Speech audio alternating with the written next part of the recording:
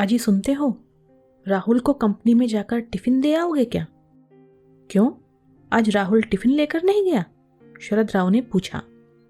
आज राहुल की कंपनी के चेयरमैन आ रहे हैं, इसलिए राहुल सुबह 7 बजे ही निकल गया और इतनी सुबह खाना नहीं बन पाया था।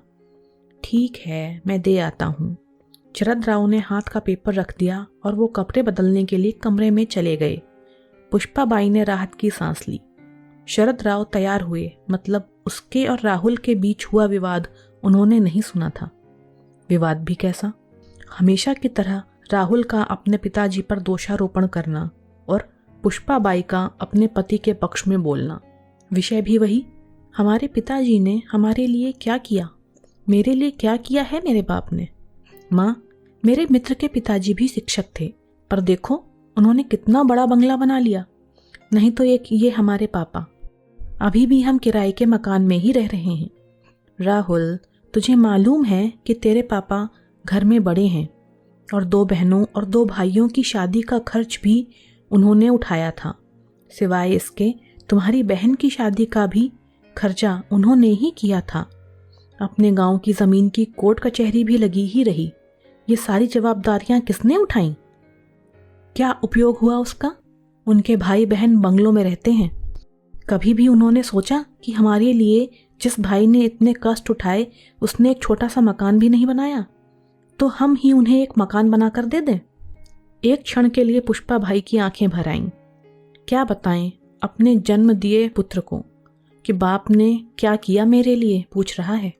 फिर बोली, तुम्हारे पापा ने अपना कर्तव्य निभाया, भाई बहनों से कभी कोई आशा नहीं रख।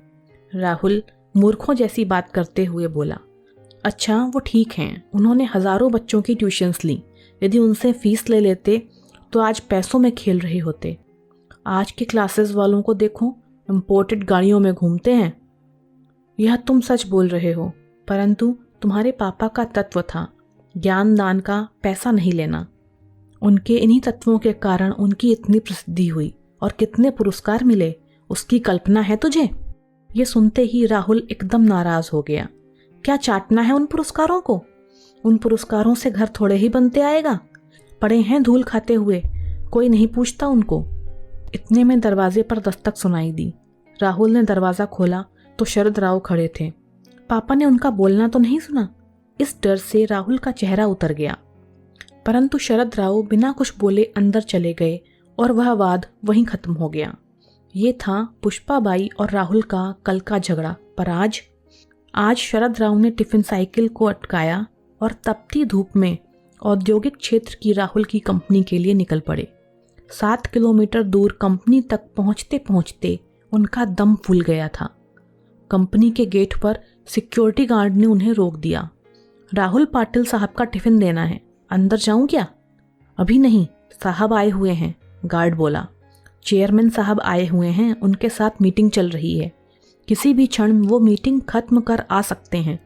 आप बाजू में ही रहिए, चेयरमैन साहब को आप दिखना नहीं चाहिए। शरद राव थोड़ी दूरी पर धूप में ही खड़े रहे। आसपास कहीं भी छांव नहीं थी। थोड़ी देर बोलते बोलते 1 घंटा निकल गया। पांवों में दर्द उठने लगा था, इसलिए शरद राव वहीं एक तप्त पत्थर पर बैठने लगे। तभी गेट की आवाज़ आई। शायद मीटिंग खत्म हो गई। चेयरमैन साहब के पीछे पीछे कई अधिकारी और उनके साथ राहुल भी बाहर आया। उसने अपने पिताजी को वहां खड़ा देखा तो मन ही मन नाराज हो गया। चेयरमैन साहब कार का दरवाज़ा खोलकर बैठने ही वाले थे तो उनकी नज़र शरद राव की ओर उठ गई। कार में ना बैठते हुए वो वैसे ही बाहर खड़े रहे। वो सामने कौन खड़ा है? उन्होंने सिक्योरिटी गार्ड से पूछा। अपने राहुल सर के पिताजी हैं, उनके लिए खाने का टिफिन लेकर आए हैं, गार्ड ने कपकपाती आवाज़ में कहा। बुलवाइए उनको। जो नहीं होना था वही हुआ। राहुल के तन से पसीने की धाराएं बहने लगीं। क्रोध और डर से उसका दिमाग सुन्न हुआ जान पड़ने लगा। गार्ड के आवाज़ देने पर शरद राव पास आए। चेयरमैन साहब आगे बढ़े और उनके समीप गए। आप पाटिल सर हैं ना? डीएन हाई स्कूल में शिक्षक थे। हाँ, आप कैसे पहचानते हो मुझे? कुछ समझने से पहले ही चेयरमैन साहब ने शरद राव के चरण छुए। सभी अधिकारी और राहुल वो दृश्य देखकर अचंभित रह गए। सर, मैं अतिश अग्रवाल, आपका विद्यार्थी। आप मुझे घर पर पढ़ाने आते थे। हाँ हाँ, याद आया। बाप रे, बहुत बड़े व्यक्ति बन गए हो आप तो। चेयरमैन हंस दिए, फिर बोले, सर आप यहाँ धूप में क्या कर रहे हैं? आइए अंदर चलते हैं, बहुत बातें करनी हैं आपसे। सिक्योरिटी, तुमने इन्हें अंदर क्यों नहीं बिठाया? गार्ड ने शर्म से सिर नीचे झुका लिया। वो देखकर शरद राव ही बोले, उनकी कोई गलती नहीं है, आपकी मीटिंग चल रही थी, आपको तकलीफ ना हो इसलिए मैं ही बाहर रुक गया। Okay okay. चेयरमैन साहब ने शरद राव का हाथ अपने हाथ में लिया और उनको अपने आलीशान चैम्बर में लेकर गए। बैठिए सर, अपनी कुर्सी की ओर इंगित करते हुए बोले। नहीं नहीं, वो कुर्सी आपकी है। शरद राव सक पकाते हुए बोले, सर आपके कारण वो कुर्सी मुझे मिली है, तब पहला हक आपका है। चेयरमैन साहब ने ज़बरदस्ती से उन्हें अपनी कुर्सी पर बिठाया। आपको मालूम नहीं होगा पवार सर, जनरल मैनेजर की ओर देखते हुए बोले, पाटिल सर नहीं होते तो आज ये कंपनी नहीं होती और मैं मेरे पिताजी की अनाज की दुकान संभालता रहता। राहुल और जीएम दोनों आश्चर्य से उनकी ओर देखते ही रहे। स्कूल समय में मैं बहुत ही डब्बू विद्यार्थी था। जैसे तैसे मुझे 9वीं कक्षा तक पहुंचाया गया। शहर की सबसे अच्छी क्लासेस में मुझे एडमिशन दिलाया गया, परंतु मेरा ध्यान कभी पढ़ाई में नहीं लगा। उस पर अमीर बाप की औलाद, दिन भर स्कूल में मौज मस्ती और मारपीट करना, शाम की क्लासेस से बंक मारकर मूवी देखना, यही मेरा शगल था। माँ को वो सहन नहीं होता। उस समय पाटिल सर कड़े अनुशासन और उत्कृष्ट शिक्षक के रूप में प्रसिद्ध थे। माँ ने उनके पास मुझे पढ़ाने की विनती की, परंतु सर के छोटे से घर में बैठने के लिए जगह ही नहीं थी, इसलिए सर ने पढ़ाने में असमर्थता दर्शाई। माँ ने उनसे बहुत विनती की और हमारे घर आकर पढ़ाने के लिए मुंह मांगी फीस का बोला। सर ने फीस के लिए तो मना कर दिया, परंतु अनेक प्रकार की विनती करने पर वह घर आकर पढ़ाने को तैयार हो गए। पहले दिन सर आए, हमेशा की तरह मैं शैतानी करने लगा। सर ने मेरी अच्छी तरह धुनाई कर दी। उस धुनाई का असर ऐसा हुआ कि मैं चुपचाप बैठने लगा। तुम्हें कहता हूँ राहुल, पहले हफ्ते में ही मुझे पढ़ने में रुचि जागृत हो गई। तत्पश्चात मुझे पढ़ाई के अतिरिक्त कुछ भी सुझाई नहीं देता था। सर इतना अच्छा पढ़ाते थे। अंग्रेजी, गणित, विज्ञान जैसे विषय जो मुझे कठिन लगते थे वो अब सरल लगने लगे थे। सर कभी आते नहीं तो मैं व्यग्र हो जाता था। 9वीं कक्षा में मैं दूसरे नंबर पर आया।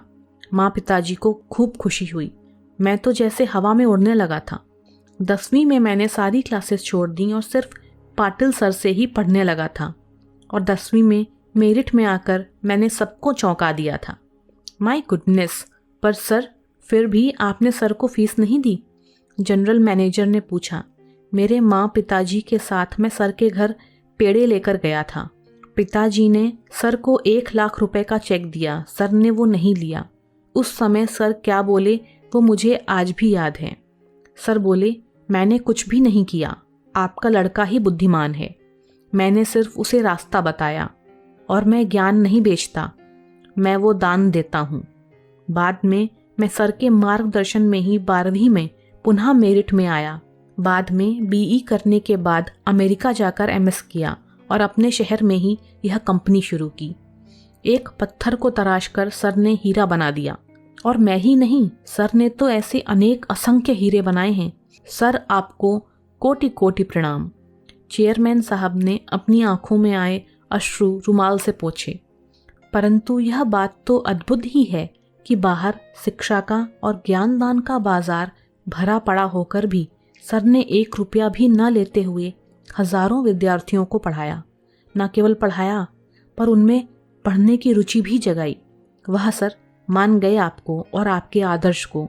शरद राव की ओर देखकर जीएम ने कहा, अरे सर, ये व्यक्ति तत्वनिष्ठ हैं, पैसों और मान सम्मान के भूखे भी नहीं हैं।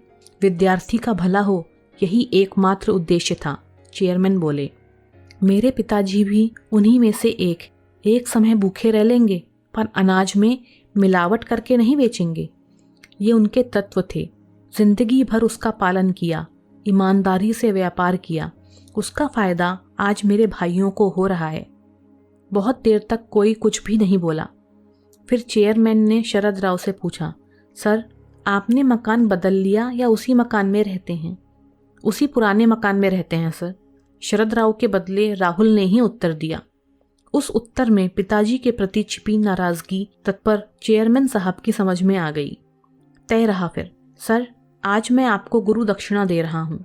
इसी शहर में मैंने कुछ फ्लैट्स ले रखे हैं, उसमें का एक 3 BHK का मकान आपके नाम कर रहा हूँ। क्या? शरद राव और राहुल दोनों आश्चर्यचकित रूप से बोले, नहीं नहीं, इतनी बड़ी गुरु दक्षिणा नहीं चाहिए मुझे। शरद राव आग्रहपूर्वक बोले। चेयरमैन साहब ने शरद राव के हाथ को अपने हाथ में लिया। सर प्लीज़ ना मत करिए और मुझे माफ़ करें। काम की अधिकता में आपकी गुरु दक्षिणा देने में पहले ही बहुत देर हो चुकी है। फिर राहुल की ओर देखते हुए उन्होंने पूछ लिया, राहुल तुम्हारी शादी हो गई क्या? नहीं सर, जम गई है, और जब तक रहने को अच्छा घर नहीं मिल जाता तब तक शादी नहीं हो सकती।